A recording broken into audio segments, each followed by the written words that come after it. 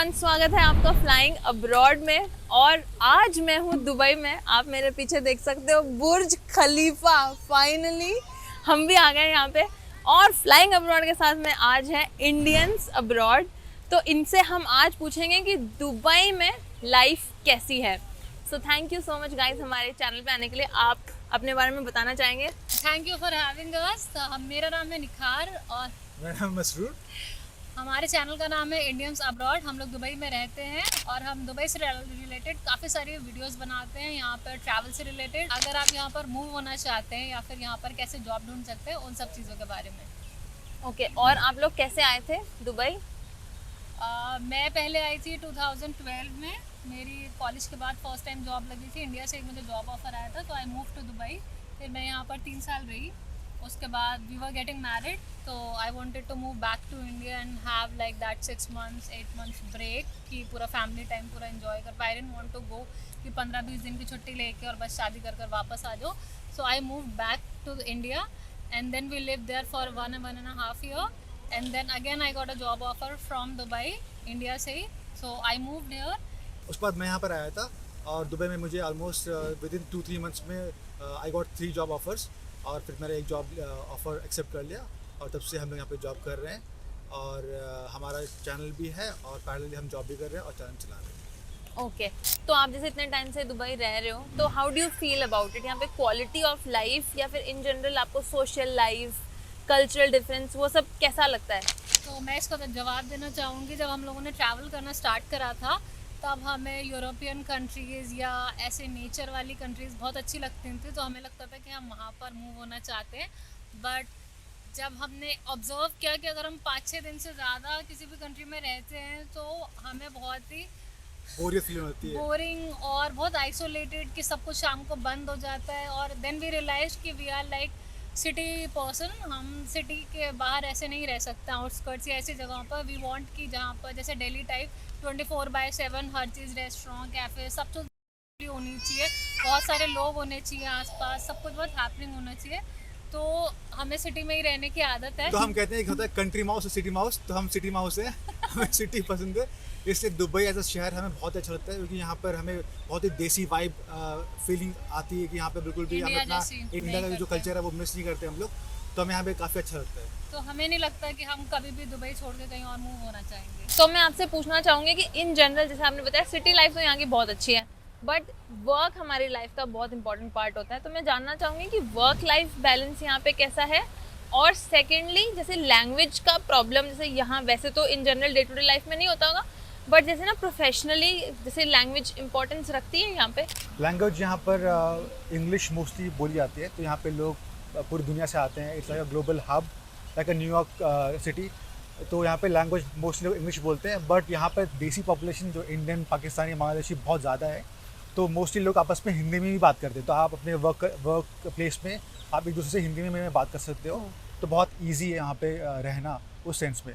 दूसरा work life balance की बात करें तो जैसा आप इंडिया में काम करते हैं, मोस्टली जो आपके 10 आवर्स 8 आवर्स 9 आवर्स की जो शिफ्ट होती है, वैसे ही यहाँ पर लोग काम करते हैं। और डिपेंड करता है कि आप किस डोमेन में काम करते हैं। आप आईटी में हैं, आप एचआर में हैं, या आप किसी सेल्स प्रोफेशनल में हो, तो वो उसके हिसाब से आपका वर्किंग आवर्स वेरी कर सकता है। अगर आप गवर्नमेंट में है तो आपके वर्किंग आवर्स और भी कम होंगे। अच्छा, लेकिन ऐसा है कि वीकेंड्स पे भी काम करवा लेते हैं, ऑफिस आवर्स के बाद में काम करवा लेते हैं? मोस्टली ऐसा नहीं होता है। मेरे आसपास एक्सपीरियंस में तो मैंने ऐसा कभी देखा नहीं है। जो कॉन्ट्रैक्ट में आवर्स मेंशन्ड है, कॉन्ट्रैक्ट में आवर्स वैसे ही चलता है। बट हो सकता है कि कुछ ऐसी कंपनीज हो जो कि शायद लोकल कंपनीज हो या फिर हमारे देसी कंपनीज हो, इंडियन कंपनीज हो, तो वो लोग शायद हो सकता है कि आपसे ज़्यादा काम करवाएं। अच्छा, और जैसे जॉब में ऐसी रिक्वायरमेंट्स होती है कि अरबिक आएगी तो बेटर अपॉर्चुनिटीज हैं? नहीं, सो ये कम्प्लीटली डिपेंडेंट करता है कि आपकी जॉब प्रोफाइल क्या है। अगर आप किसी गवर्नमेंट ऑफिस में काम करें तो शायद आपको अरबिक की रिक्वायरमेंट होगी, वरना यहाँ पे इंग्लिश ही मानी जाती है। तो अभी तो जैसे हम विंटर के टाइम पे हैं दुबई, तो बहुत ही अच्छा फील हो रहा है, लेकिन इन जनरल यहाँ पे वेदर कैसा रहता है? मैंने सुना है एक्सट्रीम हीट होती है, तो how do you deal with that? तो अप्रैल से लेकर आपका अगस्त सितंबर तक बहुत ही गर्मी होती है। बट जो गर्मी है, अगर आप बाहर घूम रहे हैं, अगर आप सेल्स प्रोफेशनल तो शायद आपको बाहर निकलना पड़े, बट जो लोग ऑफिस में काम करते हैं तो उनको बिल्कुल भी इम्पैक्ट नहीं करता, बिकॉज आप घर से निकल रहे हैं जो एयर कंडीशनड है, आप गाड़ी में जा रहे हैं एयर कंडीशनड है। जो आप अगर मेट्रो या फिर बस पकड़ने वो भी एयर कंडीशनड है, आप वर्क प्लेस में काम कर रहे हो सब कुछ एयर कंडीशन, तो आपको डायरेक्टली वो कभी भी इम्पैक्ट नहीं करता है। बट अगर आप 10 मिनट के लिए बाहर घूम रहे हैं तो आपको ज़रूर गर्मी फील होगी, क्योंकि ऑब्वियसली टेम्परेचर आपका 30 to 40 डिग्री का बीच में होता है। बट जो आपका विंटर सीजन है वो बहुत ही कूल होता है, तो लोग यहाँ पे पूरी दुनिया से आते हैं घूमने के लिए। Best time to be here in Dubai is winters. लेकिन जैसे विंटर तो अच्छा है, लेकिन हीट जब रहती है तो मैंने सुना है कि बिल्कुल आप बाहर यू कांट स्टेप आउट और सब कुछ इंडोर रहता है, और मोस्टली जैसे वही है ना कि फिर फ्री एक्सेस टू नेचर नहीं है। हाँ। तो बहुत सारी एक्टिविटीज फिर पेड आपकी हो जाती हैं अगर आपको कुछ भी वैसे करना है तो फन के लिए। नहीं, ऐसा कुछ नहीं, जो आपकी एक्टिविटीज पेड और फ्री वाला कुछ ऐसा कॉन्सेप्ट नहीं है, तो वो सीजन पे डिपेंड नहीं करता। जो फ्री है वो फ्री रहेगी हमेशा, जो अच्छा। पेड है वो हमेशा पेड ही रहेगी। बट गर्मी में अगर आपको कुछ एक्टिविटी करना है, ऑब्वियसली आप आउटडोर्स नहीं करोगे, बिकॉज वो आप पॉसिबल नहीं है। इसलिए आपके जो ग्लोबल विलेज है, जो आउटडोर्स है, वो गर्मी में बंद रहते हैं। जो अच्छा। आपका मिरेकल गार्डन है, जो आपका आउटडोर है, वो गर्मी में बंद रहते हैं, बिकॉज गर्मियाँ इतनी हैं कि आदमी बाहर रह नहीं सकता। बट अगर आपको 10 मिनट्स के लिए बाहर जाना है तो वो एक्सेप्टेबल है, वो नेगोशिएबल है। अच्छा। बट उससे ज़्यादा अगर आप जाओगे तो शायद आपको बहुत गर्मी लगेगी। और यहाँ का मेडिकल सिस्टम कैसा है? जैसे हेल्थ इंश्योरेंस वगैरह आप कैसे पे करते हो, और जैसे हॉस्पिटल्स वगैरह में कितना डिफिकल्ट है अपॉइंटमेंट मिल पाना, और डॉक्टर्स वगैरह कैसे हैं यहाँ पे? तो मेडिकल यहाँ का बहुत ही अच्छा है। अगर आप यहाँ पे जॉब करें तो आपका जो एम्प्लॉयर है वो आपको इंश्योरेंस देगा, तो आपको उसके लिए कुछ पे नहीं करना है। और आप किसी भी हॉस्पिटल में जाएंगे तो आपको जो अपॉइंटमेंट लेना होता है स्पेशलिस्ट का, वो with in same day, next day, second day meal जाता है बहुत आसानी से। तो आपको बिल्कुल भी वेट नहीं करना पड़ता जो बाकी कंट्रीज़ में होता है। ओके। और यूएई में या फिर दुबई में जो सिक लीव वगैरह होती है उसकी क्या पॉलिसी है, और इन जनरल जैसे वेकेशन डेज वगैरह वो कितनी मिलती हैं आपको? तो नॉर्मली आपका 12 से 15 दिन की सिक लीव मिलती है अच्छा। किसी भी ऑर्गेनाइजेशन में, और 24 से 30 दिन का आपका हॉलीडेज मिलता है, एनुअल लीव मिलता है। अच्छा। तो अगर आप गवर्नमेंट में हैं तो आपको और एक्स्ट्रा मिलेगा, बट नॉर्मली जो प्राइवेट सेक्टर है उसमें इतना ही मिलता है। और जैसे मैं जर्मनी में रहती हूँ तो वहाँ का तो एजुकेशन सिस्टम की बहुत ज़्यादा मतलब वो यूएसपी है कि फ्री एजुकेशन है और क्वालिटी भी साथ में बहुत अच्छी है। तो दुबई में मैं आपसे जानना चाहूँगी कि जैसे स्कूलिंग और यूनिवर्सिटीज़ वगैरह में अगर आपको आइडिया है तो क्वालिटी ऑफ एजुकेशन कैसा है और कॉस्टिंग कैसा है? तो क्वालिटी ऑफ एजुकेशन यहाँ पे बहुत अच्छा है। यहाँ पे आपको डिफरेंट वैरायटी जो होते हैं बोर्ड्स होते हैं, जैसे सीबीएसई, आईबीएस और डिफरेंट जो बोर्ड्स होते हैं यहाँ पे डिफरेंट कंट्रीज़ के एग्जिस्ट करते हैं। तो आप अपने बच्चे को किसी भी बोर्ड में डाल सकते हो। तो क्वालिटी के मामले में बहुत ही बेहतरीन है। बट ये है कि आपको उसके लिए उतना ही पे करना पड़ेगा। तो it's more expensive in terms of, अगर आप कंपेयर करोगे कि हाँ आप इंडिया में क्या पे कर रहे हो या आप जर्मनी में क्या पे कर रहे हो, तो कंपेरेटिवली एक्सपेंसिव है। तो कितना रहता है on an average? On an average depend करता है आपका 1000 से लेके 5000 दरम पर मंथ आप किसी बच्चे के स्टडी पे आप स्पेंड कर सकते हो, डिपेंड यहाँ पे कौन से स्कूल में डाल रहे हो। ओके। और आप जैसे बता रहे हो कि स्कूलिंग यहाँ पे पैसे देने पड़ते हैं, तो सैलरीज यहाँ पे कितनी मिलती है? क्या सब लोग वो उतना पैसा दे पाना अफोर्ड कर पाते हैं स्कूल्स वगैरह में? एग्जैक्टली। तो आप अगर आप बाहर देश से आ रहे हो किसी जगह पर जॉब के लिए, तो जो आपको जॉब मिलती है उसमें आप सेटिस्फाइड हो, आपको अच्छे सैलरी मिल रही है, उस हिसाब से आप अपने बच्चे की एजुकेशन करेंगे। अगर आपकी सैलरी 10,000 है तो आप भी स्पेंड उस हिसाब से करोगे। आपकी सैलरी 20,000 दरम पर मंथ है तो आप भी उस हिसाब से अपने बच्चे की एजुकेशन करोगे। तो कंपेरेटिवली लोग वैसे ही करते हैं। अगर अच्छा कमा रहे हैं लोग, जिसकी सैलरी 30,000 है तो वो 5,000 दरम अपने बच्चे के एजुकेशन पे स्पेंड कर रहा है, और करता है खुशी करता है, बिकॉज यहाँ पे उसको टैक्स देना नहीं पड़ता है। तो वो गवर्नमेंट पे डिपेंडेंट नहीं है कि वो उसके लिए स्पॉन्सर करेंगे या टैक्स काट के। तो आप जो टैक्स बचा रहे हैं यहाँ पर, उसको आप अपने बच्चों के एजुकेशन पे स्पेंड करो। और यहाँ पे जैसे सैलरीज की बात करो तो ऑडियंस के लिए आप एक बार इंडियन करेंसी में बता दोगे? हाँ, तो अगर आपकी एक्सपीरियंस 2 से 5 साल तक का एक्सपीरियंस है तो आईटी फील्ड में आपको 4 से 5 लाख रुपए मिलेंगे पर मंथ। और अगर आप की ऑलमोस्ट 6 से 8 साल का एक्सपीरियंस है तो वही आपका 6 से 8 लाख तक का सैलरी बन सकता है इन रुपीज़। ओके। और जैसे कि सबको पता ही होगा दुबई में ना टैक्सेस नहीं है, तो बिल्कुल भी नहीं है, मतलब जो एग्जैक्ट अमाउंट कॉन्ट्रैक्ट पे लिखी है वो की वो आ जाती है अकाउंट में? ये एग्जैक्टली। तो दुबई का बेस्ट पार्ट ये है कि आपको यहाँ पे जो सैलरी है वो टैक्स फ्री है, कुछ भी आपको टैक्स किसी को देना नहीं पड़ता है। तो जो आपको कॉन्ट्रैक्ट पे लिखा है वो आपके बैंक अकाउंट में डायरेक्टली आ जाती है। ठीक है। तो आपने जैसे बताया कि यहाँ पे इंश्योरेंस आपकी पेड होती है और स्कूलिंग का लेकिन कॉस्ट है और टैक्स नहीं लगता है कुछ भी। तो अगर मैं जानना चाहूँ, ऑफ कोर्स सबकी लाइफस्टाइल उनकी सैलरी के कुछ परसेंटेज का पार्ट होती है। तो ऑन एन एवरेज जैसे स्कूलिंग आप महंगा बता रहे हो, फिर ग्रोसरीज मुझे नहीं पता यहाँ पे कैसी हैं, तो कितना परसेंटेज पॉसिबल है आपकी सैलरी का आप बचा पाओ इन जनरल? सो सेविंग एक बहुत ही ऐसा टॉपिक है जो इंसान पर डिपेंड करता है कि वो कैसा अपनी लाइफस्टाइल जी रहा है। कुछ लोग होते हैं जो पेचेक टू पेचेक अपना जीते हैं, तो वो लोग हमेशा रोते रहेंगे। कुछ लोग होते हैं जिन्हें पता है कि सेविंग कैसे करनी है, तो वो लोग 50% भी अपना सेव कर सकते हैं यहाँ पर लोग। अच्छा, दुबई और में। लोग करते हैं यहाँ पर कि उनकी लाइफस्टाइल ऐसी है कि यहाँ पे 50% जो कमा रहे हैं वो सेव कर पा रहे हैं। तो ऑन एन एवरेज आराम से 20 से 30% तक अपना सेव कर सकते हो। इजीली कर सकते Easily हो। कर सकते हो। और आपके पास में ऑप्शंस हैं एक्चुअली ना, कि सस्ते आप घर में रह सकते हो, Correct. ग्रोसरीज में काफी आपको वैरायटी मिल हाँ, जाएंगी, variety मिल जाएगी। तो इसलिए सिर्फ यहाँ पे डिपेंड्स। रेंट आपका महंगा, बाकी सब आपका बहुत ही सस्ता है। और यहाँ पे इन जनरल जैसे रेंट्स कितने हैं, अगर कोई डाउनटाउन में रहना चाहे तो, या फिर अगर किसी को मान लो सेविंग्स करनी है ज़्यादा, तो आउटस्कर्ट्स वगैरह में क्या एवरेज रेंट्स है? तो सिटी के अंदर में आप करामा, देरा, बरदुबई वाले एरिया में रहोगे तो वहाँ पे आपको 60, 70, 80 के रेंज में 2 BHK मिल जाएगा ईयरली ईयरली। 60,000 दिरहम्स। okay? हाँ, और अगर आप डाउनटाउन में रहो तो आपको 130, 140, 150 के रेंज में आराम से, because downtown is the most expensive area of Dubai, तो उस रेंज में आपको 2 BHK मिल जाएगा। तो 60 जब आप बता रहे हो तो ऑलमोस्ट कितना हो गया साल का? 12 लाख। 12 लाख। और साल फिर महीने का 1 लाख के आसपास आ गया, हाँ है ना? तो 1 लाख से 1.5 लाख के हाँ। बीच में आपका महीने का रेंट जाएगा। हाँ। ओके। और मैंने सुना है कि अभी दुबई में तो रियल एस्टेट मार्केट एकदम ब्लास्ट कर गया है। हाँ, blast कर गया। तो आज जैसे कोई अगर आ रहा है, वो यहाँ पे अपना घर लेना चाहे, तो क्या एवरेज प्राइसेस हैं एक फ्लैट की, और मान लो एक जैसे टाउन हाउस जो होते हैं हाँ। उनकी, और इंटरेस्ट रेट वगैरह कैसे रहती है? अफोर्ड कर सकता है मतलब एक नॉर्मल सैलरी वाला बंदा यहाँ पे घर? सो अगर आप अपने लाइफ के उस फेज में जो आपका एक्सपीरियंस 8, 9, 10 साल तक का एक्सपीरियंस है, दैट मीन्स आपके पास में अच्छी खासी सेविंग है डाउन पेमेंट करने की, और आपकी सैलरी भी अच्छी है, तो आप डेफिनेटली आप मॉर्गेज लोगे और आप घर खरीद सकते हो, जो कि नॉर्मली जो लोग इस एज में करते हैं। अच्छा। But because all over the world macro economics की वजह से आपके जो प्राइसेस हैं इंटरेस्ट रेट के, वो बहुत बढ़ चुके हैं। तो 4%, 5% तक का इंटरेस्ट रेट चल रहा है इस टाइम पर फॉर हाउसिंग लोन। तो अगर आपको खरीदें तो आप खरीद सकते हो, बिकॉज रेट हैं वो तो फिर आपके ऊपर डिपेंड नहीं कर रहा है, वो तो बढ़ते जाएगा हमेशा। हाँ। और प्राइसेस जो हैं आपके 1 BHK के आपके 800K, 1 मिलियन, 1.2 मिलियन तक का है ऑन एन एवरेज। और डिपेंड करता है कि आप अगर बाहर ले रहे हो तो आपको और भी सस्ता मिल जाएगा। ओके, सो बेसिकली 2-3 करोड़ की रेंज में दुबई में घर मिल सकता है 1 BHK। और अगर कोई टाउन हाउस लेना चाहे तो?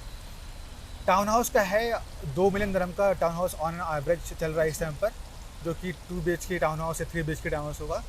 तो 2 मिलियन दिरहम में आपको आसानी से टाउन हाउस मिल जाएगा। 5 करोड़ के आसपास टच कर जाएगा ना। और जैसे कि दुबई बहुत ही ज़्यादा मल्टी कल्चरल है, तो सोशल लाइफ, रेसिज्म और कम्युनिटी वाली फीलिंग, उन सब के बारे में हाउ डू यू फील?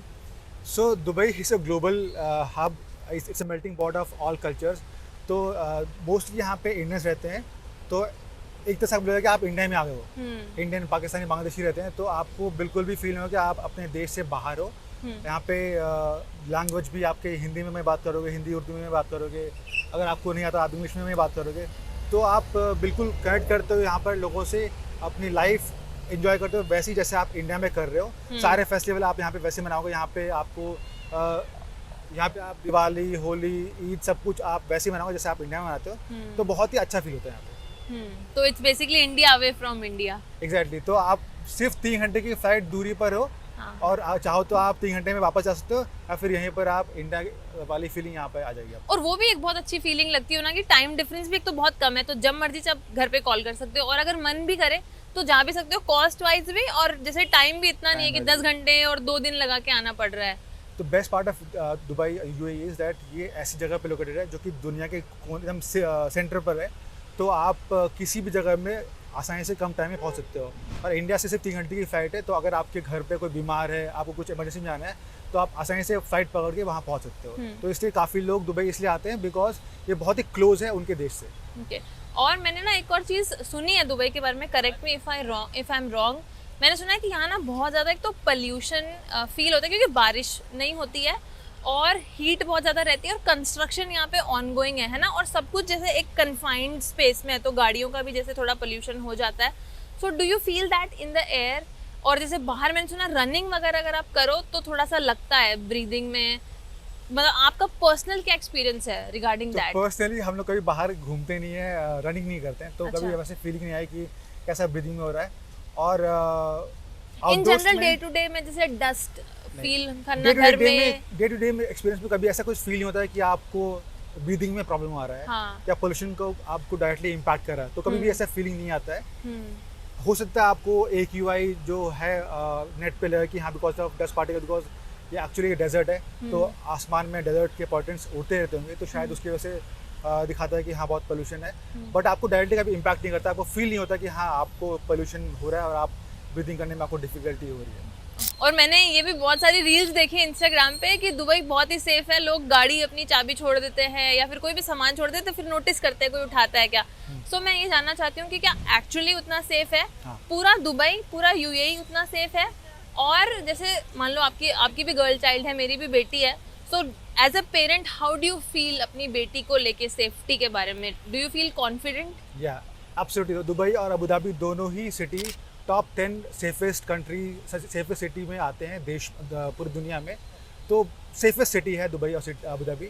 और एज अ पेरेंट हम लोग बहुत ज़्यादा खुशी फील करते हैं कि यहाँ पर कभी भी हमारे बच्चों को प्रॉब्लम नहीं होगी, बिकॉज यहाँ पर क्राइम नहीं है, यहाँ पर ड्रग्स का कुछ ऐसा सीन नहीं है कि यहाँ पर स्कूल में ड्रग्स हो रहा है या फिर आसपास ऐसा हो रहा है, तो उसकी वजह से मेरे बच्चों को कुछ इम्पैक्ट हो सकता है। तो हम बहुत ही सेफ़ फील करते हैं। रात के 12 बजे, 3 बजे, 4 बजे आप अकेले घूमोगे, कोई भी आपको कुछ भी नहीं करेगा, आपको कोई भी डर भी फील नहीं होगा, आप अकेले बाहर जा सकते हो as a women, as a child, as an adult, आपको कभी भी कुछ प्रॉब्लम नहीं होगी यहाँ पर। ओके, और मैं ये पूछना चाहूँगी कि इंडिया के कंपैरिजन में आपको सबसे बड़ा कुछ एक डिफरेंस, अगर कोई चीज़ ऐसी है जो दुबई में आपको कल्चरली डिफरेंट लगी, या फिर विच इज़ समथिंग जो आप सोचते हैं कि काश दुबई में ये भी कुछ अलग हो जाता तो और परफेक्ट होता, कुछ तो होगा मिस हाँ, इम्परफेक्शन दुबई का। है। तो इंडिया के कंपैरिजन में हम लोग वेदर बहुत ही मिस करते हैं, बिकॉज यहाँ पे बारिश नहीं होती है। जो बारिश होती है वो हमारे शेख साहब बहुत ही ज़्यादा पैसा लगा कर सीडिंग करते हैं, क्लाउड सीडिंग करते हैं, उसकी वजह से बारिश होती है और हम बहुत खुश होते हैं। बट वो 2, 3, 4, 5, 10 दिन के लिए होती है, तो बारिश उतना नहीं होती, तो हम मानसून का टाइम बहुत मिस करते हैं यहाँ पर। और जो वेदर होता है, जो विंटर होता है, वो यहाँ पे वैसा नहीं जैसे इंडिया में होता है। तो weather is part which we miss obviously. दूसरा पार्ट इज़ ग्रीनरी, बिकॉज ये एक डेजर्ट है, उसके होने के बावजूद भी इन्होंने इतना ज़्यादा ग्रीन बनाया हुआ है कि आपको लगता है नहीं कि आप एक रेगिस्तान में हो, बट एट द एंड ये रेगिस्तान ही रहेगा। इसको आप एक जर्मनी या कनाडा वाला फीलिंग नहीं आएगा। यहाँ पर पहाड़, ऐसे हरे पहाड़ नहीं मिलेंगे आपको, ऐसे हरियाली नहीं मिलेगी, बट थोड़ी बहुत है। अगर वैसा होता तो बहुत मज़ा आता। तो अगर आप दुबई को उठाकर दिल्ली में रख दोगे तो शायद मज़ा आ जाएगा। और अगर मैं आपसे ये जानना चाहूँ कि एक कपल अगर दुबई में मान लो अच्छी लाइफ जीना चाहता है, तो ऑन एन एवरेज क्या होंगे उनके मंथली एक्सपेंसेस? तो अगर मैं रेफरेंस देता हूँ, 30,000 किसी की सैलरी है पर मंथ, 6 लाख रुपये मान लो अगर, तो आराम से 10 से 12,000 दरम में उसका पूरा रहना हो जाएगा। रेंट, खाना पीना, घूमना, एंजॉय करना, अयाशी करना, सब कर सकता है। तो ऑलमोस्ट वो 15,000 से 18,000 तक आराम से बचा सकता है, which is more than 50% of the salary. तो करते हैं मुद्दे की बात। आपने बता दिया दुबई बहुत अच्छा है, अब जो इंडिया में वीडियो देख रहे हैं उन्हें तो आना है, तो आप उनको ये भी बताओ कि वो कैसे आ सकते हैं। तो यहाँ पर बिल्कुल भी बाकी देशों की तरह नहीं कि आपके पास में कोई स्पेशल वीज़ा होना चाहिए यहाँ पे आने के लिए। आप एक टूरिस्ट वीज़ा लेकर आ जाओ जो कि 3 महीने का होता है, या फिर जॉब सीकर वीज़ा जो कि 6 महीने का होता है, वो आप अप्लाई करो, वीज़ा लेकर आओ और यहाँ पर जॉब ढूंढना शुरू करो और आसानी से आपको जॉब मिल जाएगी। आपकी जॉब लग गई, यहाँ पे एंजॉय करो, मज़े करो और अपनी लाइफ में सेटल हो जाओ। So thank you so much Masroor and निखार बिहाइंड द कैमरा। आपने बहुत अच्छे डिटेल्स बताए दुबई के बारे में। और गाइस, अगर अभी भी कुछ सवाल रह गए तो आप इनके चैनल पे जाके और भी वीडियोस देख सकते हो दुबई के बारे में, तो आपको और इन्फो मिल जाएगी। एंड अगर किसी को हेल्प चाहिए तो आई एम श्योर आप कमेंट्स वगैरह में या फिर इनको पर्सनली रीच करके आप हेल्प भी ले सकते हो, गाइडेंस ले सकते हो। So thank you so much for inviting us, और बहुत मज़ा आया आपके सारे सवालों का जवाब देने में। और अगर आपके पास में कोई भी सवाल है दुबई से रिगार्डिंग, तो आप हमें मैसेज करें, इनको मैसेज करें, ताकि हम आपकी भी हेल्प कर सकें। हाँ, और हम इनके चैनल पे एक दुबई वर्सेस जर्मनी का अगर आप कंपैरिजन देखना चाहते हो तो वो वीडियो भी आपको मिल जाएगा, तो वो भी आप देख सकते हो। एंड आई होप ये वीडियो आपको अच्छा लगा हो। दुबई आपको अच्छा लग रहा है, मुझे तो बहुत अच्छा लग रहा है। मैं सोच रही हूँ मैं भी कैसे आ सकती हूँ। आप भी शिफ्ट हो जाएं यहाँ पर। हाँ, कब मैं भी आ सकती हूँ। फिर इंडियंस अब्रॉड और फ्लाइंग अब्रॉड दोनों मिलके दुबई में धूम मचा देंगे हम। So thank you so much for watching this video. I'll see you in my next video. Till then, bye and take care.